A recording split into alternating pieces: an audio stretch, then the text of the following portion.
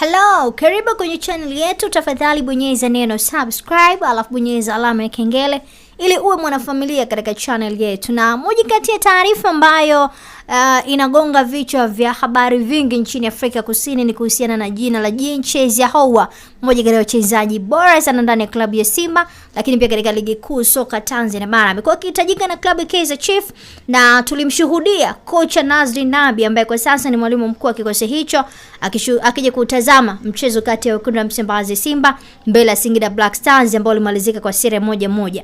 Katika mechi 23 tu zinaonyesha kwamba Simba kuamini kiungo wake fundi Jean Charles Ahoua ni mali inayotakiwa kulindwa ipasavyo na kuendelea kuvaa jezi ya timu hiyo. Sasa kiungo huyo amecheza mechi 15 za ligi kuu msimu huu bara.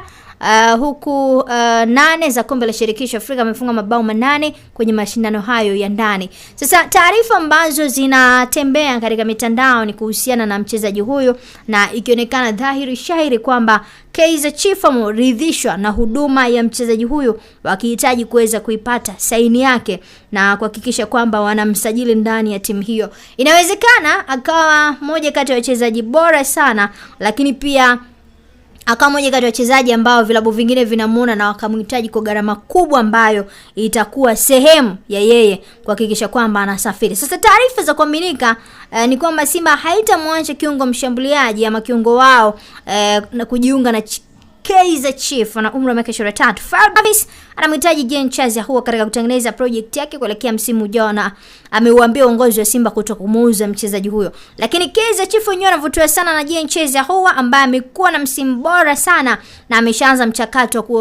imeanza mchakato wa kuhakikisha kwamba wanapata huduma yake. Una lipi la kuzungumza? Niweke comment yako hapo chini. Pengine Jean Charles Ahoua aondoke kutafuta maisha katika soka la nje ama aendelee kusalia kuboresha na kuongeza ubora katika kikosi cha wekundu wa Msimbazi. Dhahiri shahiri kila mtu anakubali uwezo wa Jean Charles Ahoua. Tafadhali usisahau kubonyeza neno subscribe, alafu bonyeza alama ya kengele. Comment yako chini hapo itakuwa poa zaidi.